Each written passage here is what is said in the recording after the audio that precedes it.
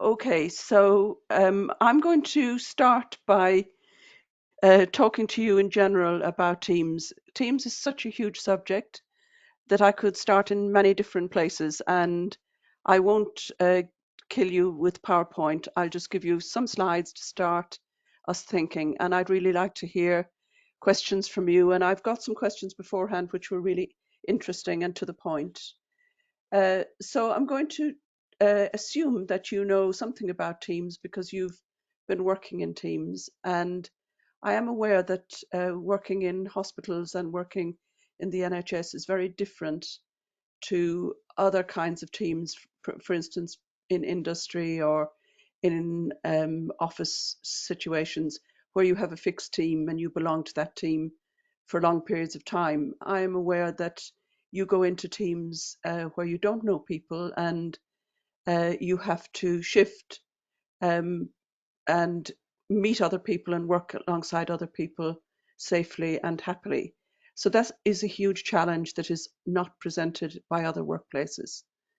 And there are certain things that help insofar as you can learn to manage yourself better and you can learn to think about teaming rather than teams. So, how you work with other people rather than imagine that there is something called a team. There are many different kinds. So, I'm going to start with overcoming the dysfunctions. And uh, uh, on the left hand side are uh, things that don't work. Um, Actually, it's on the right hand side. So, there's a lack of cohesion and focus. And that's one of the things that is difficult about teams. Some of our best experiences in life are in groups, but also some of our worst. And one of the things that is sort of fundamental for a team is that you know what you're doing and you know what each other's roles are. So, what's expected of each of you. And in medicine, obviously, you have lots of different disciplines working together and their values and their cultures in those disciplines are very different, which presents a challenge. So, for anybody leading a team or in a team, it's important that you know what you're there to do um, and that the focus is on the patient and the task at hand. Uh, One of the things that gets in the way is individual agendas and people believing that they're the only person in the room or that they know better than other people. Um, and, you know, that's a danger in the NHS because it's so hierarchical and everybody has a different take. So there's a real task in coming together and focusing on what needs to be done. And that doesn't happen by accident. That has to happen at the leadership level, which is probably the consultant level or the reg. Uh, then the second thing that happens, and this is particularly true in medicine because it is such a dangerous situation, is anxiety and fear of failure. And often at more junior levels, this will be a huge thing. And in any team, you will have junior people and senior people. And you may have forgotten what it feels like to be inexperienced and presented with situations which you feel are beyond your capability and beyond your knowledge level. So, for anybody who's leading a team, it's really important that the decisions are made out in the open, and that once the decision is made, that you commit to that decision. I think what I hear a lot from the situations that you're in is uh, people who don't commit and who people who are not decisive. That causes real confusion and increases the anxiety and the fear. And of course, I'm well aware that there is no one answer to anything, and there isn't. Um, there's a decision that you make based on the evidence and based on your judgment and your experience. But be aware that once you've made the decision, that being decisive is a really important trait, especially for those below you. Um, lack of commitment, that happens often because people don't, there might be a culture in which people feel like um, they don't want to commit because they don't like the values that are in that particular team, in that particular setting. So it's important for anybody leading a team that they are clear and upfront about their values and their standards, and that the purpose, I mean, obviously the ultimate purpose for all medical professionals is the well-being of the patient, but sometimes that does get lost. And another one is a fear of conflict, and it is really important that you're able to manage conflict because it is going to be there. Um, you're in a situation which is fast moving, high pressure, and you're in a situation where you have big egos and you have people with um, something to lose and something to gain. So you really need your soft skills. You really need to be able to judge a situation and only to fight the battles that are worth fighting, and always take a deep breath and go away and think about something before reacting. Um, the lack of trust is fundamental. If you are leading a team, this is the thing that will hold the team together, even if it's only a team for a day, is that you are trustworthy, and that there is a safe place in which people can say what they have to say without fear of punishment. So that's kind of summary. I'm going to go into those in a little bit more detail now, and give you a chance to think about that. So I've just said that trust is the fundamental for anybody leading anything. Uh, Trust and respect are the two pillars of leadership. And trust comes from honesty, integrity, being a person that treats others with respect, and somebody who trusts themselves.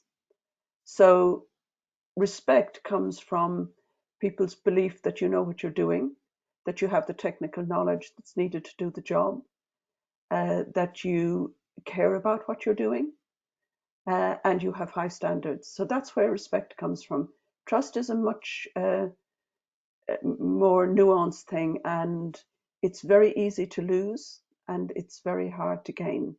And you'll see that in many situations where, um, for instance, somebody might lose trust in an organization because there's a big revelation about something that they've done wrong. For instance, in the car industry where airbags were hidden or emissions or whatever, that loses trust and it takes forever to rebuild it, sometimes never. So as a person, building trust is the thing that's going to stand you in good stead. And it comes out in the ability of your team members to predict your behavior. So if you're impulsive, if you change your mind often, if you dither, and that's not to say that every situation is clear, but trust comes from the ability of others to predict your behavior and to know that you have the best interests of the team and the patient at heart. Trust comes from knowing your vulnerability, and in the roles that you do, I'm sure you're very aware of your vulnerability, but you also need to protect yourself and give the patients confidence in you. So it can be a real double-edged sword for people in the medical profession to be aware of their vulnerability, but also to be confident and decisive. Um, so you need to be open with yourself about when you need help, and you need to be open with others about when you don't know. Uh, Ability to speak the truth about yourself or your area of responsibility. Again, it's a tough one, but that's where trust comes from. So it doesn't mean that you criticize yourself or the system or your team, but it does mean that you are able to see the weaknesses and able to recognize them.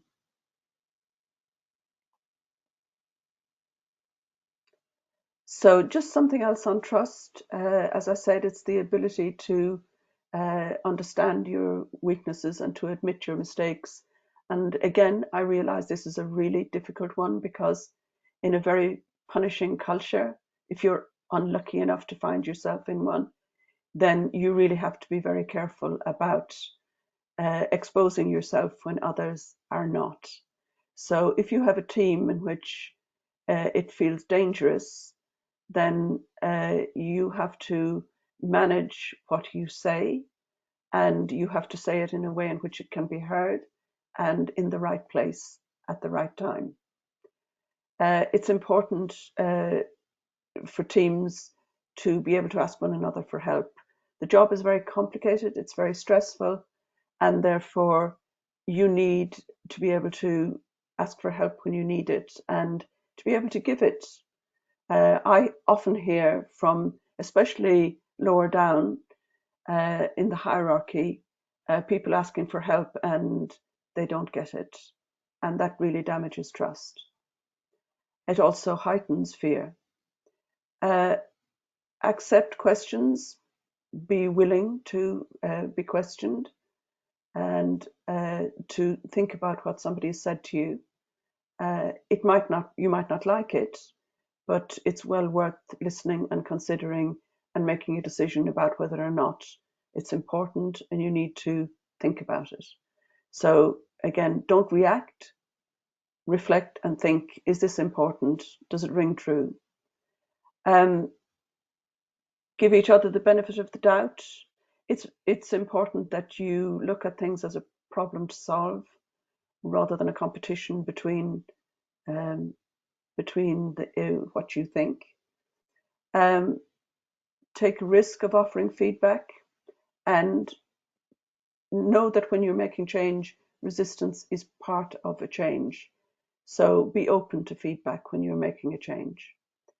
The best thing that teams can do is to use each other's skills and abilities and creativity, and not to be dominated by one voice or the loudest voice. Teams that don't function underuse the talents and experience of the people in the team. Focus on the important issues on the task rather than political machinations or a desire for power and control. Offer and accept apologies, and look forward to opportunities to talk, get together, to reflect. I was just saying to Selena before we started, the saving grace of many environments is the coffee break, the tea break, the end of the evening, sitting in the common room. These are the places where being in a group matters and where you get support and you can de-stress and you can moan and get rid of your frustrations.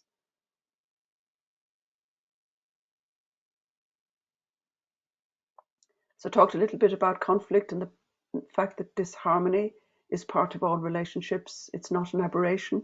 It's not something to be avoided. It's a bit like music. It's not all harmony.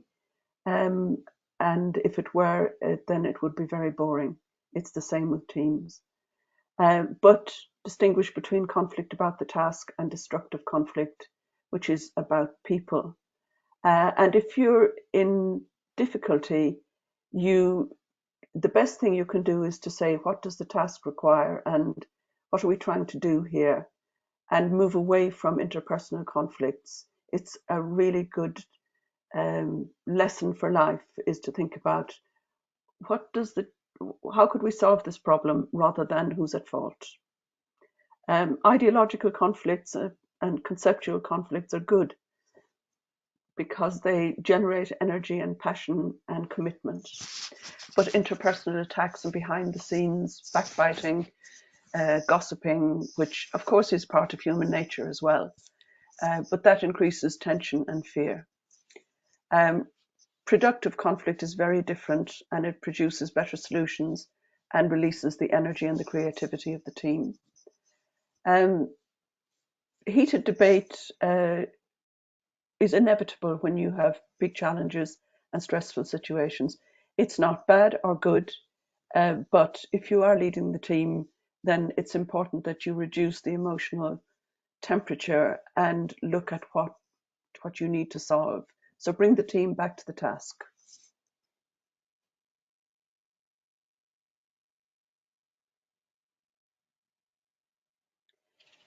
So teams that have productive conflict, as I said, have lively, interesting meetings, exploit all the ideas in the team, solve problems quickly, minimize politics, and put the important things on the table for discussion.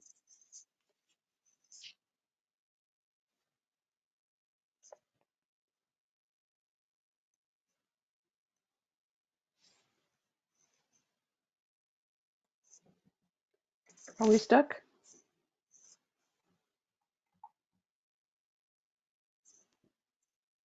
Oh, Got one so if last anyone slide, has I any think. questions or comments, just unmute yourself and go ahead.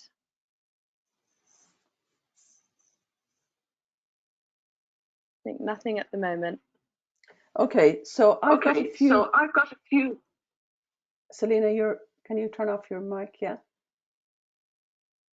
Okay, so I've got a few questions here.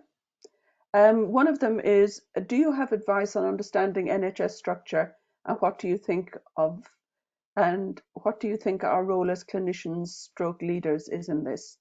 It's a really good question because the NHS is a massive beast, as you know, and having worked as a consultant with the NHS for a long time, I think there are two tribes in the NHS. One of them is the organisational accounting business side of the NHS, the administrative side.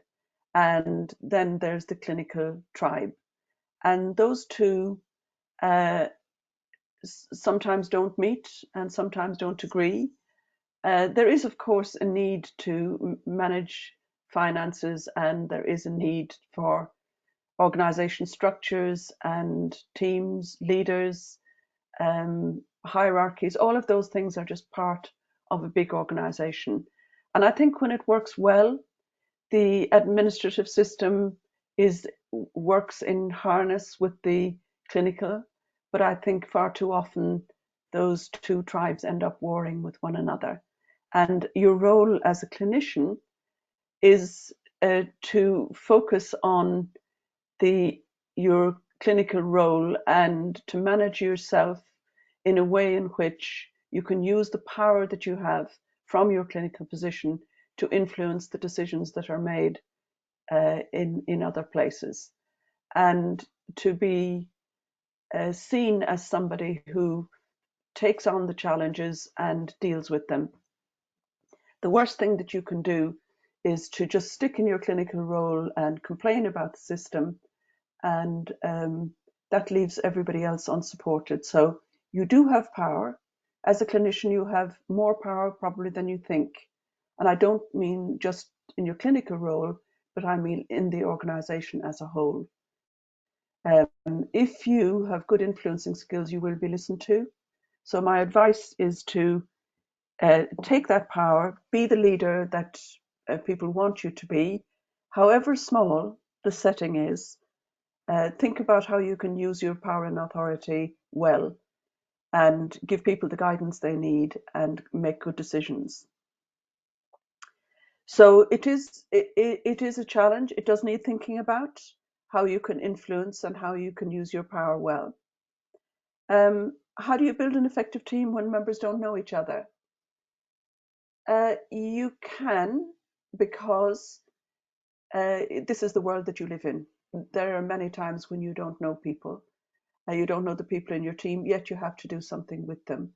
I would say it is important to take a little bit of time to introduce yourself, to say who you are, to ask other people to introduce themselves, and to pay attention to people, not just the task. Look people in the eye, greet them, the basics really of human interaction. And I'm afraid that's often not the case. So even if you're only going to work with somebody for a day, that you actually see each person as individual and you treat them with respect. As a new consultant, how can you learn about the strengths and weaknesses of your team? Well, I think it takes time. I think you can also take time out occasionally to find out more about your team and what they are interested in, what excites them, what motivates them. You can do team building and training, but very often that's not available. So I would say you ask people what they're interested in. You take time to be interested in them, and you offer people opportunities to develop. So give people responsibility. I know it's a risk, but it's something that that they will thank you for. I often hear people say, "Oh, I worked with a really good consultant today, and I learned a lot." And I also hear them say, "Oh God, I worked with somebody today, and it was just a grind, and I felt so uncomfortable and inadequate, and I thought I was just did a really poor job." So think about the importance of the impact you have as a consultant on other people. It's huge. So develop awareness of yourself, your own strengths, your own weaknesses, and be interested in other people. Is competition a good or a bad thing? Is another question. I think competition is inevitable, and especially where you have people who are very highly trained, and you have to be competitive to get to play the game at all.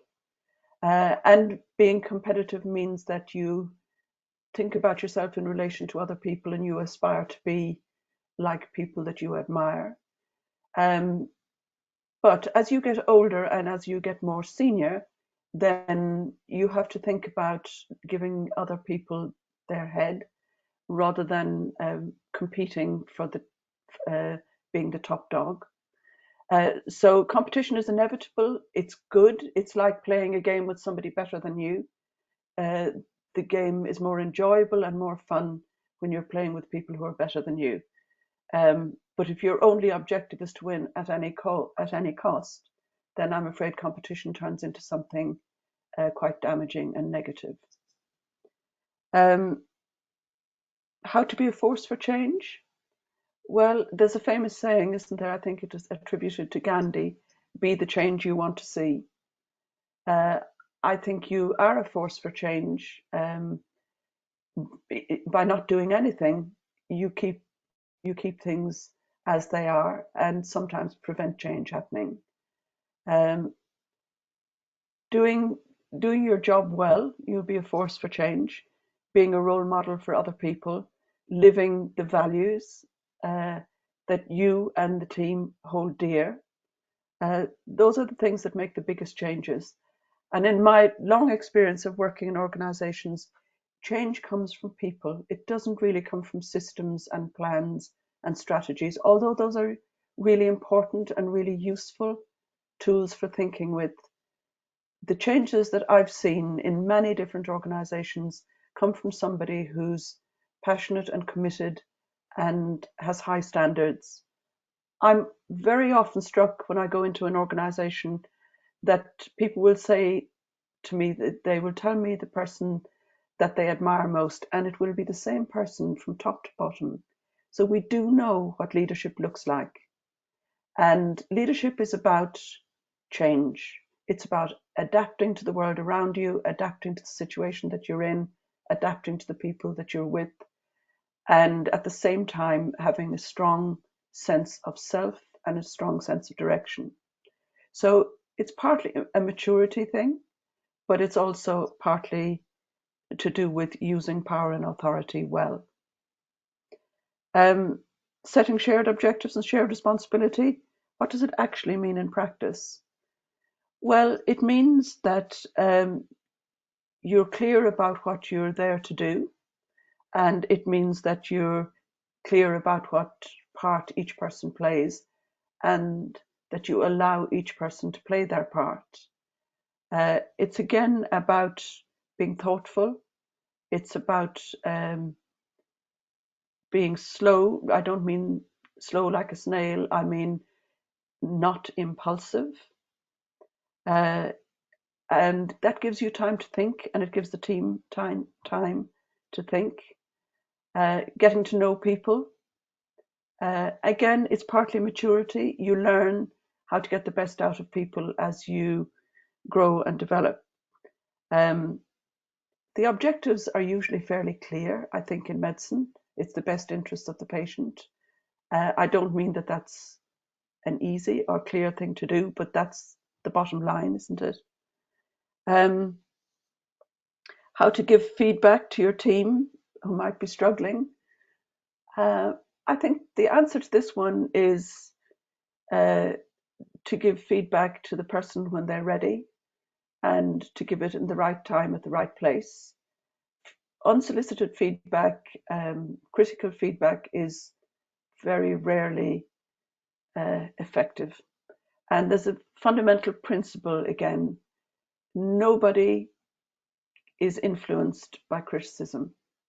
If you want to tell somebody about something they're not doing well, then you have to tell them exactly what it is rather than a general criticism. So giving feedback to people is a skill, and it should be done from the right intention rather than to let off steam, rather than for your own personal interests. People's egos are very sensitive.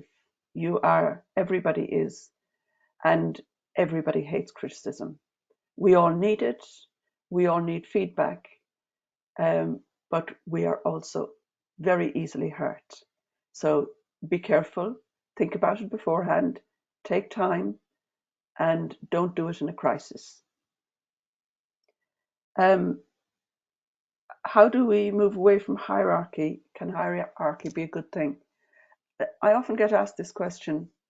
Hierarchy is inevitable, and it belongs in nature, it belongs in every system in the world, including social systems. So if you think about how a hierarchy works well, it works well when the top of the hierarchy integrates all of the layers below.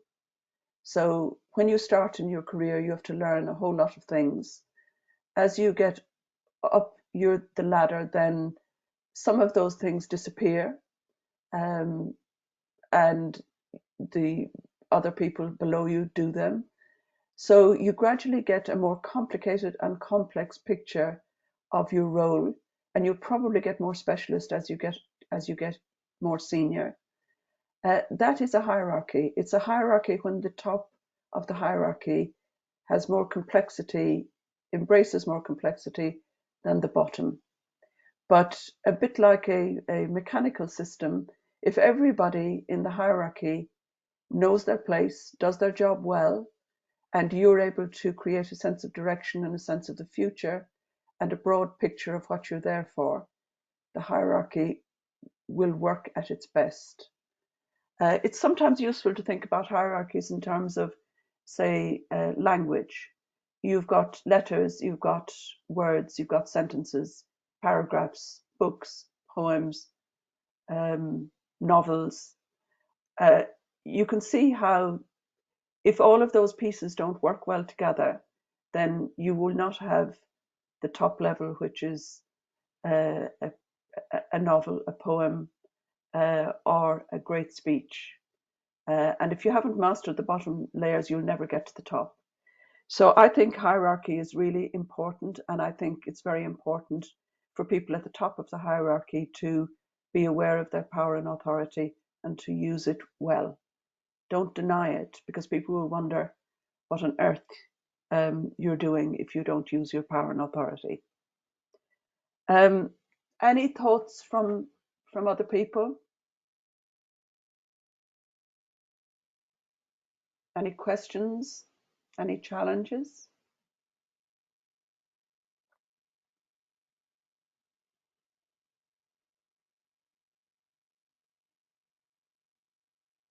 We have stunned silence.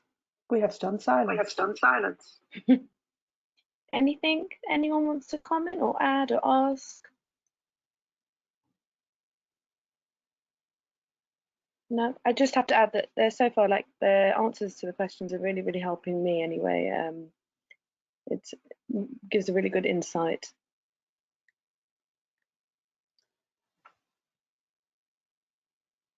Okay, so the questions I will deal with as they. Thank you, Selena. That's very helpful to know because it is actually quite difficult to talk into a space. So I will continue with the questions. How best to show your team that their contribution is valued in a time of crisis when there's already a burden on team leaders? Um, I think that my experience with this one is that sometimes in a crisis there just isn't the time, but people know instinctively when their contribution is valued, and as I said, people are very sensitive, so therefore they know when their contribution is either not valued or not useful. Um, so after the crisis is over, it is very important that you get uh, to tell people that they handle things well, and don't give general feedback to people. Tell them what it was they actually did, the behaviors that you valued, or the decisions that were made that were useful. It's the most motivating thing to um, be appreciated, and it helps people to continue to do the good things. It also helps others to know that this is what's expected. So it sets the tone and it creates the values. So when you praise somebody for doing something, then that establishes a standard. If you pass by a standard, then people descend to the bottom level. So what do they say? That the standard you walk by is the standard that's established. So both telling people what they did well and also helping people to learn by looking at the things that they didn't do well and helping them to think it through. This is a gift that you give as a leader, but in a crisis, you're not going to have the time. But believe me, a look will do the job in a crisis. A smile will do the job in a crisis. Um, a, a touch, if that's allowed in these days. Um, these are all nonverbal signals that show approval and show recognition and show warmth, and that's what matters. So don't worry about doing the reflective thing in a crisis, but be aware that your body language speaks volumes. How do we move away from lots of meetings and make these productive? A difficult one. I don't know. Personally, I limit meetings as much as I can to 20 minutes to 30 minutes. I expect people to come prepared. I come prepared. I don't use my phone in meetings, although the temptation is great at times. Um, so I think meetings to be productive, you need to set a standard of thinking beforehand, coming prepared, and you need to lead the discussion by giving a voice, an even voice to people, but not letting people go on and on either. So productive meetings should be carefully chaired, and gradually people will begin to know that your meetings are short ones, productive ones, and that you're expected to know your stuff before you come. You will set the standard as the chair, whoever is leading the meeting, and you don't have to have a formal chair, but you do have to have somebody in charge of the meeting. Meetings shouldn't be without purpose and without structure. So think about it beforehand. There are many meetings that you don't need to go to and shouldn't go to. You can delegate them. You can say that you politely and thoughtfully that you don't think you're going to be useful there. But then sometimes you just have to go to that meeting and suck it up. There's no other way around it. How to build trust in a team. I talked about that quite a bit at the beginning. It's really about you. It's about your integrity. It's about your honesty. It's about your generosity, your willingness to listen to people, to give them time. Um, those are the things that build trust. Trust is emotional, it's personal, um, and it is so important to leadership that really you can't do without it. If you're not trusted, you can't lead.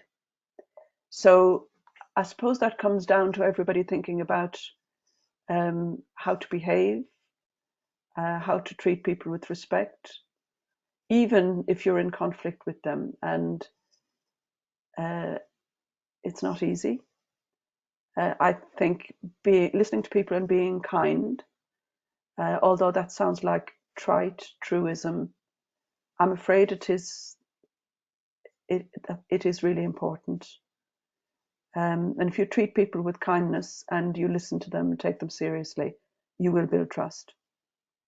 How to build resilience when more and more is asked with fewer and fewer resources. Yeah, it's a tough one.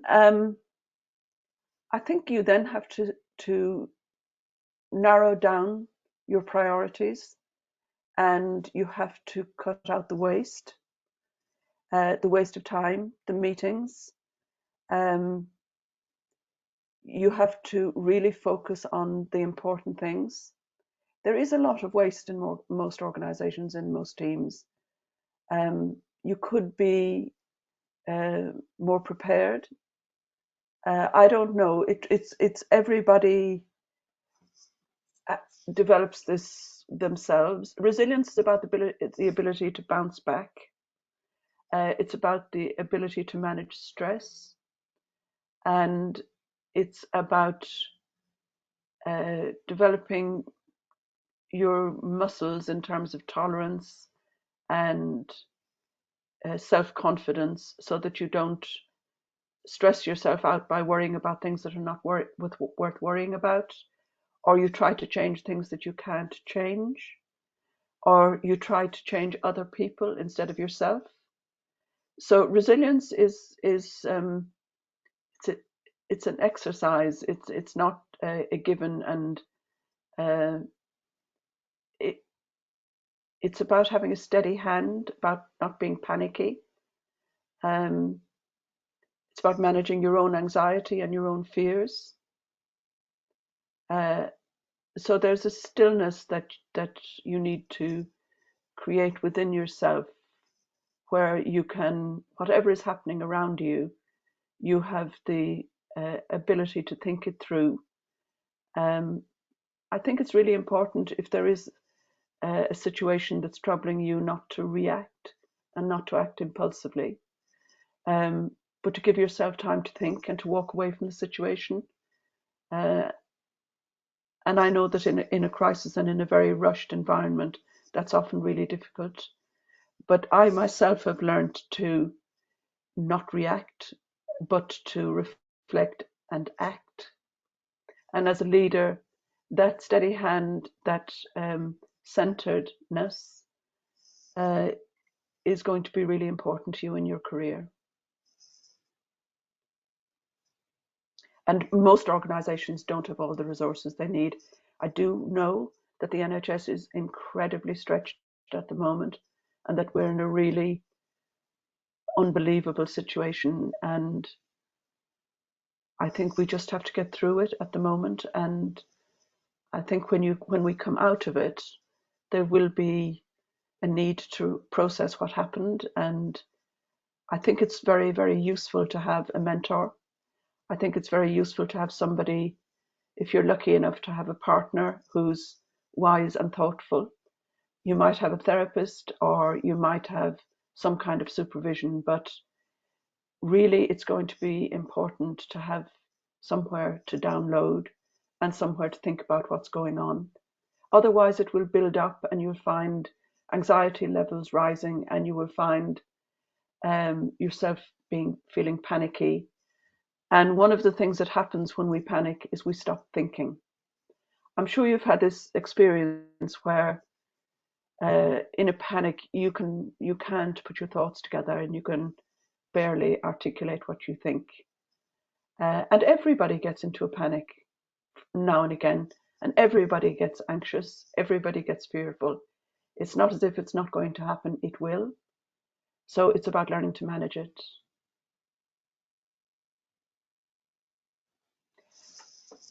Still nobody interested in talking to me?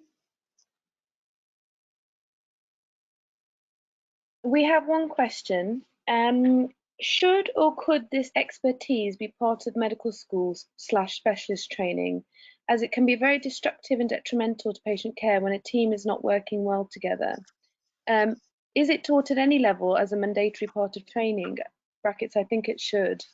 I mean, I'm not sure it is, at least not at my medical school. I think there isn't enough enough emphasis emphasis on on the personal, the personal, and I think that you, that you when you get when you your get medical your medical qualification, qualification, that's just that's just the start. the start. I would like to see I would more like to see more psychological psychological development in development medical school. in medical school. And one of the ways I think And it one of the can ways I be think it done can be done is bringing humanities bringing back humanities back into into scientific education. scientific education. You know, reading great books Reading great is books just as is useful just as as useful as reading psychology. reading psychology. No, absolutely. I think there's a real lack of this sort of teaching in our training, and actually this sort of teaching from very early on in our training. I think it's often thought of something to do when you start, level 3 training just before you become a consultant. And actually those bad habits are probably already ingrained by then. So no, absolutely, I think it should be in medical school. I think there is a real danger with the respect that's automatically given. You might say that it doesn't exist anymore, but there is a respect that comes with the role, and I think you need to develop more. You can't take it for granted that that's enough. You really have to develop other abilities, and I think unlike other training, you get a lot of respect from the very beginning, and it's yours to lose then. But there is a sort of joke in non-medical circles. Oh, she's a doctor, therefore they know everything. So I think there's a really sounding a word of caution of develop yourself more broadly. It's going to make a big difference.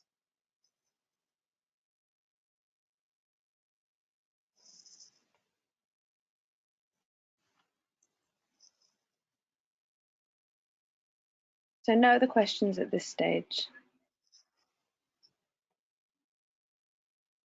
Okay, well, I've run out of questions I've run as out of well. questions as well.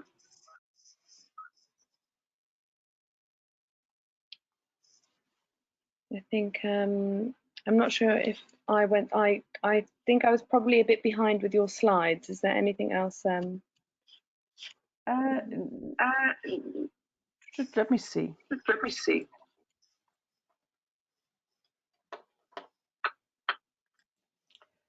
Okay, I'm happy. Okay, Selena, if you I'm can turn happy. off your Selena, mic. if you can turn off your mic. Yeah. Okay, so I will just go to slide 7, successful teams.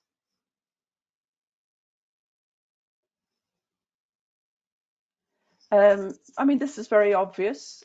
Successful teams have clarity of direction and priorities. And as I said earlier, in very stressful environments, that establishing priorities, what's really important, that's going to be more and more useful skill. What they say, don't sweat the small stuff. Don't waste your time on things that don't matter. Really focus on what does matter. Focus, focus, focus.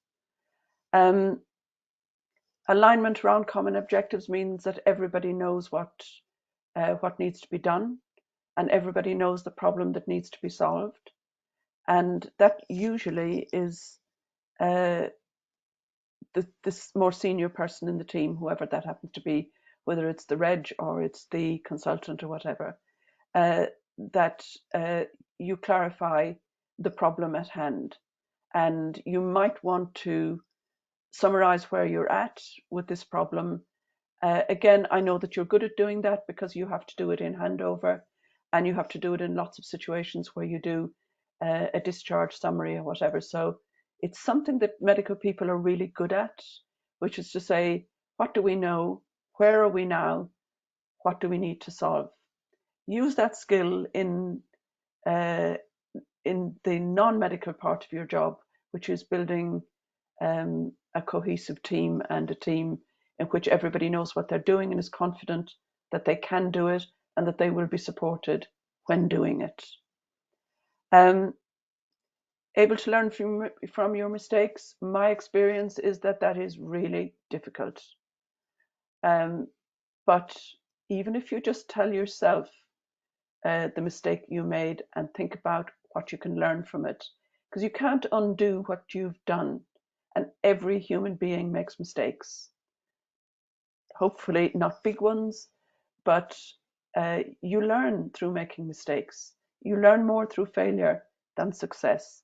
So don't expect yourself not to make mistakes. You will, but have the wisdom to learn from them by thinking about what happened, what did I miss, what did I not do that I should have done, what did I not know that I should have known, and learn from it. That's the only thing you can do, is learn from your mistakes, and it's a very good discipline. You may be able to learn from your mistakes in a team, but that means that you have built trust and that you are really leading your team. That's often not the case. But if you are in an organization or a team where it is possible to reflect on the things that went wrong and learn from them, you will strengthen both your team and you will strengthen the safety of your practice as well. I will talk, I think I'm going to do another talk for you around psychological safety, but psychological safety is a very useful idea. It's the idea that people can say what they think, even if it's not the current way of thinking, that people can express concern if they're worried about something, people can call out bad practice, all of these things that are in the area of conflict and danger. It's psychological safety is something that good leaders create, in which bad things can be thought about and the shadow of the organization can be looked at. It has to come from the top. I think you can create it in small areas. I sometimes see them and I call them islands of sanity in an otherwise crazy world. You can create an island of sanity. So just to know that it's important. Being decisive, moving forward without hesitation once a decision has been made. Teams hate dithering. Mistakes get made when you don't make a decision and hold to it. But of course, the caveat is it might be the wrong decision, and therefore you might have to change that decision, and you should be open to that. Change direction, as I said, without hesitation or guilt if you think you're on the wrong track. So that's about being big enough to say, well, I don't think this is the right thing to do anymore. Let's have a look, let's rethink. I hear situations where one consultant says we do this and another consultant says we do the opposite. And as a junior doctor, you have to decide which of them you do. So I know that this is a complicated area. Good communication, there's nothing that matters more than good communication. That means that there is some space for people to talk to each other.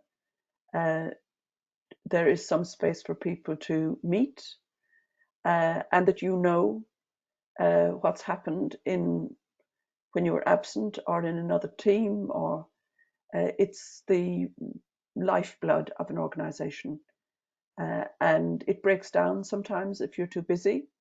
It also breaks down if people are keeping things to themselves, or there are many different ways in which it can break down, and you can actually map an organization's communication structure, which looks like a kind of physical network. So build your network, talk to people, ask people questions, get to know people. You might get more information from the porter than you will from the chief executive. So make relationships, cultivate relationships, ask people their opinion, ask them what they're doing, ask them who they are. There's no substitute. Accountability. Accountability is about, can we move on to the next one? Oh yeah, I've got it here. It's about the willingness of team members to address performance and behavior that might hurt the team. So it's about calling out bad behavior, and it's about speaking up when there is bad behavior. That happens to be your boss, you might not be able to do it, but as I said, non-verbal communication speaks volumes. So sometimes you might have to walk away, but that says a lot in itself. Learning to influence, learning the skill of using power. Go and get a book on, there's a very good one called Getting to Yes. It's an old book, but it's really useful to learn how to influence. I really would encourage you to learn that skill, because it's about being able to say the right thing at the right time to the right person, rather than the wrong thing at the wrong time to the wrong person. Be willing to tolerate the danger zone where there's discomfort. As I said, teams are not always happy. And if you think about sports teams, the good ones talk about what's not working, and they talk about their own frustrations, dissatisfactions, so that they don't come out in the game. It's the same. I talked about trust. As I talked about sensitivity and respect.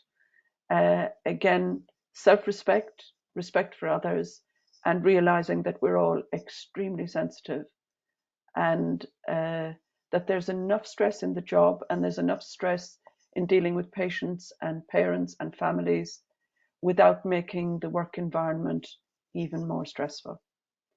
So acknowledge the fact that being a medic is stressful in itself, and therefore try and make it easier. Have high standards, because that's what people are going to go by, your high standards. Ensure poor performers feel pressure to improve. If they don't, then why should anybody else behave well? So don't let poor performance go unnoticed. And again, learn to deal with that. Learn to deal with giving people information that they might not want to hear. It's a skill. Identify potential problems quickly. Don't let things drag on. They'll be much more difficult to solve later on, and problems don't go away. They get worse. Establish respect by holding everyone to the same standards. You're the role model. Avoid excessive bureaucracy and impersonal processes. You will have processes, you do have processes, but they shouldn't get in the way of communication, of the personal touch, because the processes won't save you in the end, and the processes are not what's going to cause the problems. It's the people.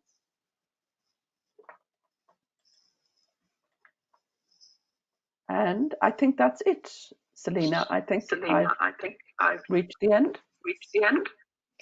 Thank you so much. I'll give a couple of seconds for anyone to ask any last minute questions if there's anything. Just lots of thank yous in the chat box. Really useful talk. I would just ask everybody to please fill out the feedback, and in that feedback, can you put as many questions as you'd like answered for the next talk, because I think that will really help with the next talk. But just loads of really thank yous here, Dymna, because that was Thank you. really brilliant and actually just offers such a different perspective to what we hear usually. So yeah, from me as well, thank you very much. It was really interesting and really insightful. So don't forget the feedback, everyone. I can copy a link in there actually. I've just copied the link, and please fill it out and add lots of questions in there for me and Dymna. And I'd like to be able to give feedback as well. Thank you so much. Great. Thank you. Great. And bye-bye. Thank you. Thank Bye-bye. you and bye-bye.